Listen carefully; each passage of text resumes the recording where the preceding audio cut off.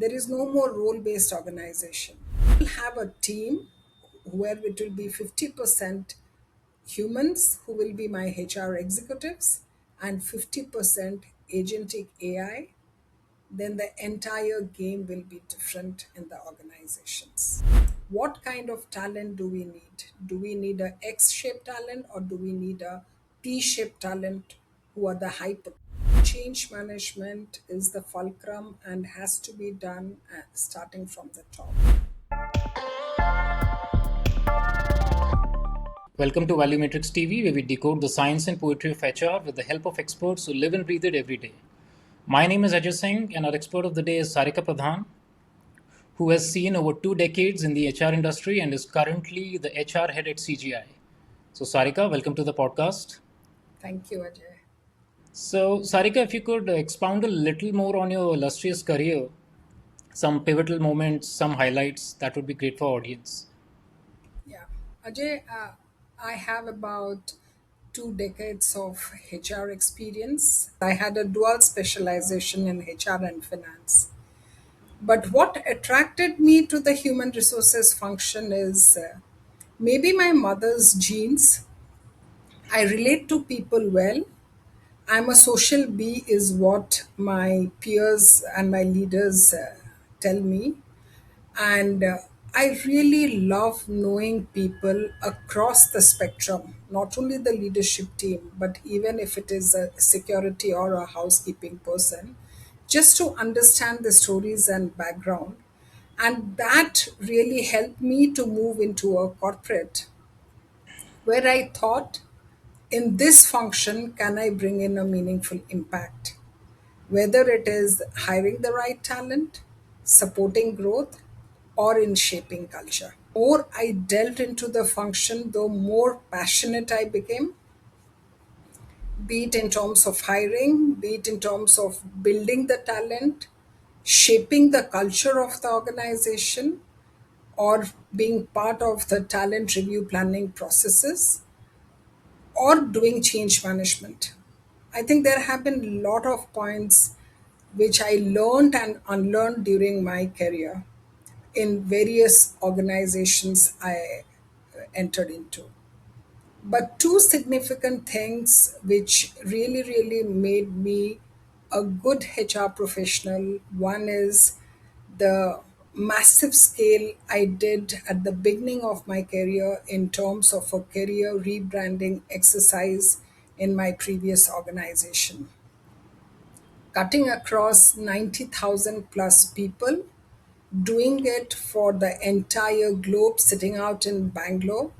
I just felt the empowerment and autonomy that were given by the leadership team was absolutely amazing.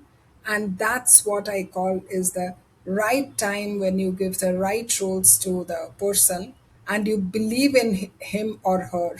That makes a difference. And the second one is the most latest one is really getting awarded by Forbes India as the top 30 talent leaders with whatever I have done in my last 2 decades. You have spent over 2 decades in this industry and you have seen trends come and go. So I would like to ask you that what do you think about resumes? Do you think they still hold relevance in the age of AI? So, resume for me is a very compressed kind of a thing. It doesn't give you a 360-degree holistic picture about the individual, but it is a great starting point to know a person when you are having a discussion. And with the age of AI, you should have seen in LinkedIn and other social media how polished the resumes look. And can I trust the resumes? But one interesting change, what I am seeing right now, and what we are trying to also bring in CGI is we are actually moving beyond degrees. Now, organizations are moving towards skill based organizations. There is no more role based organization. So I am asking when I'm interviewing people, you may have degrees of MBA going on site, doing some classy courses, but what is the skill set you have in today's world to make you employable. Yeah, interesting. So, as you said, that it is quickly moving to skill based recruitment. So, in light of that, I would like to ask you that what do you think should the next generation focus on in terms of skills? Like, what skills should they cultivate to become more hireable? Very good question. AI and the emerging technologies which is hitting us day in, day out, it's very important. But with the help of technology, we can really make our robust systems and create our policies and processes. Data, very important. It gives us real incisive insights and perspectives. But the core for a person to make an impact in the career, which I call it, are the human skills. And what are the few skills actually which really makes us as good professionals, helps us ride the value career paths and make a name for yourself? And few I will just top of my mind share with you is the curiosity and the inquisitiveness you have, the power of resilience. The third one is the problem solving skills and the systemic and creative thinking. Very, very important in the age world of AI. Fourth one is how do we adapt ourselves to both the external as well as the internal changes quickly and move on in life.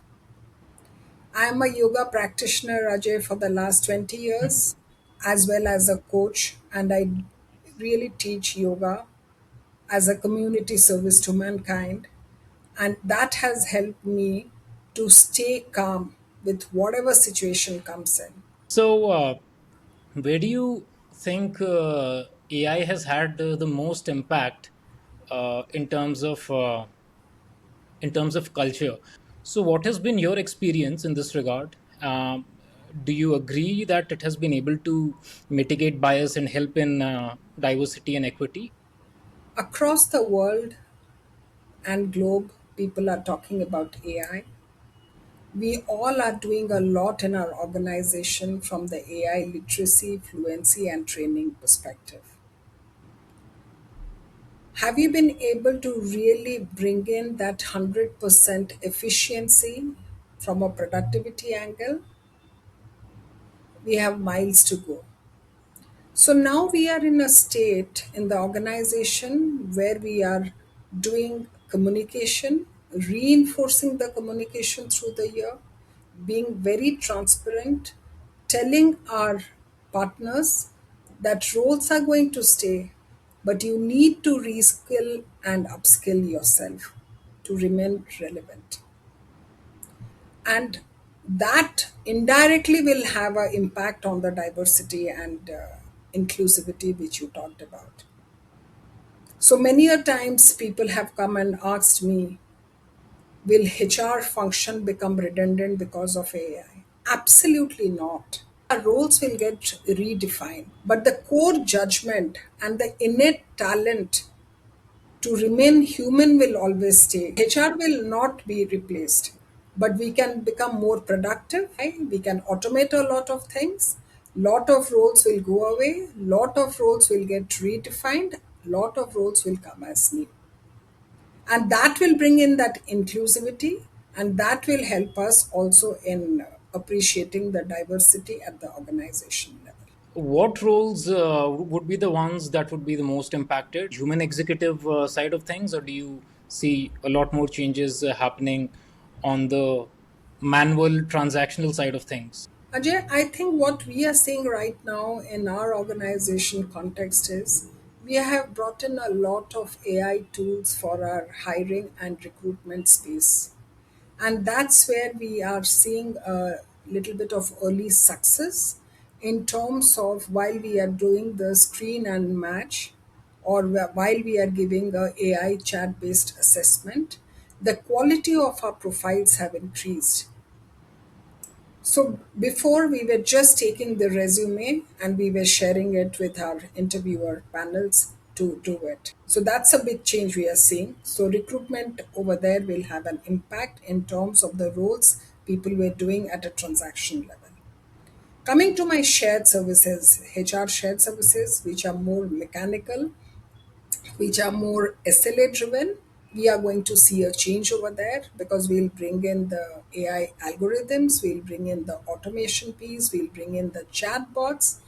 And the most interesting thing, which I see as a game changer from an AI perspective, is the agentic AI coming in. And when I will have a team where it will be 50% humans who will be my HR executives and 50% agentic AI, then the entire game will be different in the organizations. So these are the few changes which I can future predict, and that's how we will have a future ready workforce as well. So I would like to ask you: have you seen some cultural resistance when it comes to onboarding AI? Absolutely, Ajay. And that's why I said change management is the fulcrum and has to be done starting from the top. Because people have a fear that they will lose jobs. People are insecure. How do we shape a new culture based on the AI? So it will impact, and we are seeing it because any change of this magnitude will take time and cannot be done overnight. We really need to be transparent, back it up with data, and that's where they will appreciate why we are doing this change and how it's going to benefit both them as individuals and to the organization. So, according to you, where would you see the biggest impact in HR industry in next 5-10 years with the advent of AI? So, which area would be the most impacted in next 5 years, 5-10 years? Across the spectrum, all the places which will impact both positively and not so positively. Because the AI agents will completely do the end to end tasks, and focus will shift from doing work to orchestrating it. And that's where the jobs, the teams, the organizations needs to be redesigned. Impact across levels. We can start with the bottom of the pyramid. We are also trying to create our use cases and slowly moving from POCs to POVs to real use cases, which we are taking it to our clients to tell them what our service offerings or product offerings are. I think a lot of focus and investment has been given around AI because it remains as one of our strategic imperative. So, talking of leadership, it will impact because we need to build and nurture high performing teams. What kind of talent do we need? Do we need a X shaped talent or do we need a T shaped talent who are the high potential? So there has to be a balance. And if we really need to build a cream dollar cream team, then we need to focus on a T shaped talent where the depth is in a core skill, but they have the curiosity and understanding of the business context. And this team we have to create across the talent segmentation. We are really trying to build in a cross functional exposure so that there is a lot of learning and unlearning which happens, lot of collaboration, respect, and trust towards each other for better decision making. And the focus is on problem solving capabilities, not just that you finish a task, your job is done. So the performance ratings and the performance management system will also go for a change. From a HR lens, it's very, very important that we build the psychological safety around the entire workforce, that they can challenge ideas, they have the power to ask questions. At the same time, they are accountable for outcomes, that ownership should be there. So, these are the few things we need to take care of to ensure that we build that executive leadership level in the right direction. So, Sarika, what advice would you give to young professionals who are just making an ingress into the world of HR, especially at the intersection of technology? So I have two Gen Z kids. One is going to the corporate and one is studying. And what I say to them as a mother, as well as I have a lot of early career professionals in my own function, is that if you have to build a strong foundation in understanding how the business operates, how do business make decisions, what drives the value, you need to be comfortable with both technology and data to create that business impact. They should have the ability to ask the right questions and interpret insights. They have to develop the soft skills.